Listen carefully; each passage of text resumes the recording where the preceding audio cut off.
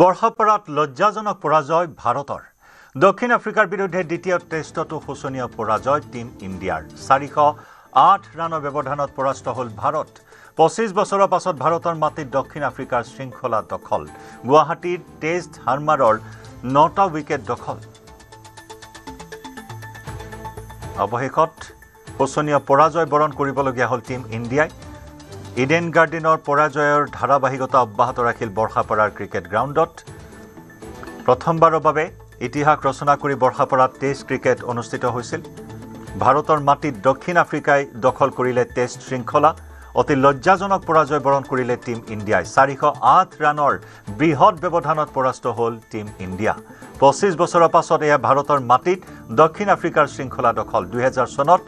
ভাৰতৰ মাটিত ভাৰতৰ বিৰুদ্ধে শৃংখলা দখল কৰিছিল দক্ষিণ আফ্ৰিকাই আৰু সেই 25 বছৰীয়া প্ৰতীক্ষাৰ অন্তত আকৌ এবাৰ বিজয় সাব্যস্ত কৰিলে টেষ্ট শৃংখলাত দক্ষিণ আফ্ৰিকাই গুৱাহাটী টেষ্ট হাৰমাৰে 9টাকৈ উইকেট দখল কৰিলে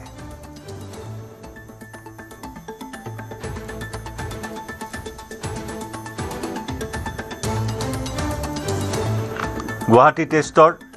আজি অন্তিম দিন সম্পূৰ্ণৰূপে বিপৰ্যয়ৰ গৰাহত পৰিছিল পহিলা দিনটোৰ পৰা টিম ইণ্ডিয়া অৱশেষত ভাৰতক হোৱাইট ৱাছ কৰি বাভুমা বাহিনীয়ে ইতিহাস ৰচিবলৈ সক্ষম হ'ল 408 ৰানৰ বৃহৎ ব্যৱধানত অতি শোচনীয় তথা লজ্জাজনক পৰাজয় কৰিলে টিম ইণ্ডিয়াই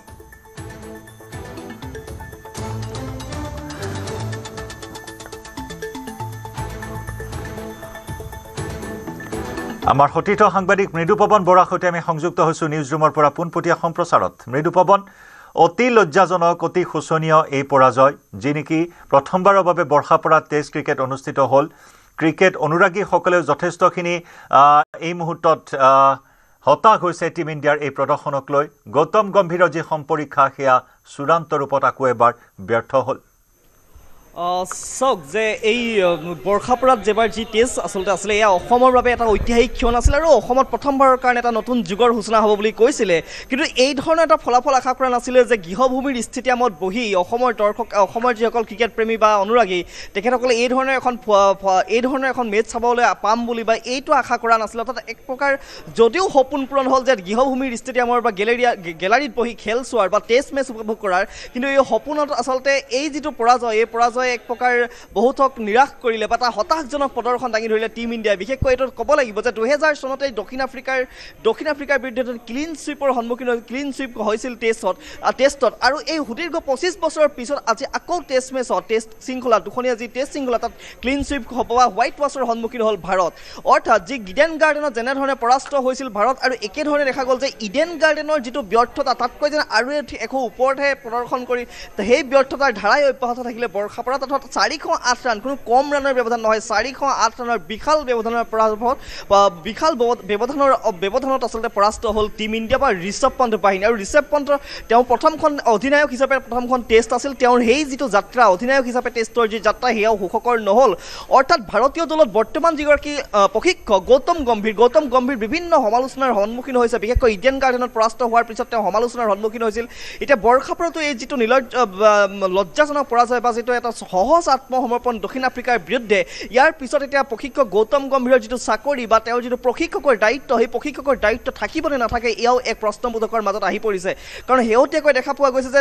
নিউজিলেণ্ডৰ বিৰুদ্ধে তিনিখনীয়া শৃংখলাত হোৱাইট ৱাছ ঘৰৰ মাটিতে ঘৰুৱা এইটো কোনো বিদেশৰ মাটিত নহয় নিউজিলেণ্ডৰ বিৰুদ্ধে পৰাস্ত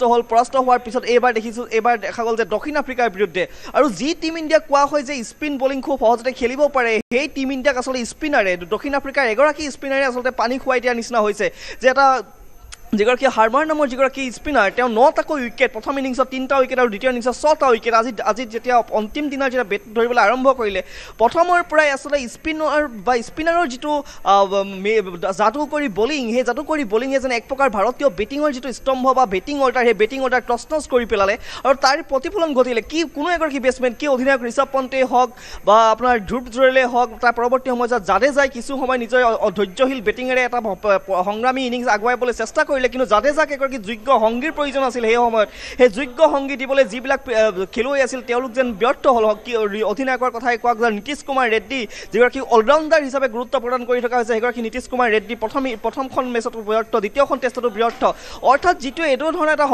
কথা হৈছে যে প্ৰশিক্ষক গৌতম গম্ভীৰে যিধৰণে সম্পৰীক্ষা কৰি আছে ভাৰতীয় দলটোত কোনো স্থান কাৰ কেতিয়া স্থান সলনি হয় কোনে ৩ নম্বৰ বেট কৰিব কোনে ৪ নম্বৰ বেট ধৰিব এই ধৰণৰ যিটো সম্পৰীক্ষা এই সম্পৰীক্ষা যেন চূড়ান্ত ব্যৰ্থ হৈছে প্ৰতিটো ৰণনীতিয়ে ব্যৰ্থ হৈছে আৰু স্পিন বল যেন খেলিব নোৱাৰা এটা টিমলৈ পৰিণত হৈছে ভাৰতীয় দল আৰু এই গোটেই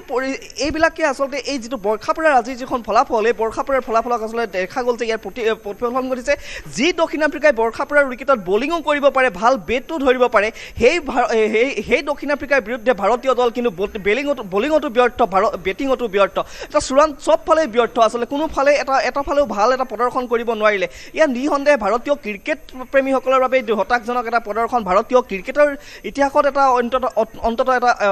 অত্যন্ত এটা লজ্জাজনক পৰাজয় আৰু যদি এই ধাৰা অব্যাহত থাকে পৰৱৰ্তী সময়ছোৱাত যিটো বিশ্ব টেষ্ট চেম্পিয়নশ্বিপৰ যিটো টেলি বা যিখন ৰেংক তালিকা সেই তালিকাত হয়তো আজি হয়তো ভাৰত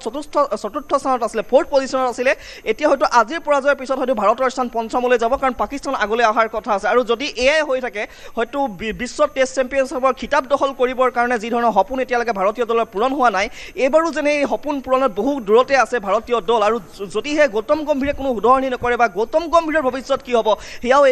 এই মুহূৰ্তত কিন্তু অতি প্ৰশ্নবোধকৰ মাজত আহি পৰিছে জয়ন্ত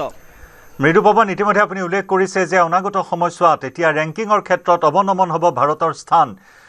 বিৰাট কোহলি ৰোহিত শৰ্মাৰ দৰে খেলুৱৈ দপদপাই থকা টেষ্ট ক্ৰিকেটত এতিয়া ভৱিষ্যত প্ৰজন্মই বা ঋষভ পন্ত বাহিনীয়ে যিটো প্ৰদৰ্শন কৰিলে গতিকে ইয়াৰ পৰা আৰু কি আশা কৰিব পৰা যায় যি টেষ্ট ক্ৰিকেটক ক্লাছিক গেম বুলি কোৱা হয় আৰ্ট অফ গেম বুলি কোৱা হয় এতিয়া যেন এটা ডাঙৰ শূন্যতা আহি পৰিছে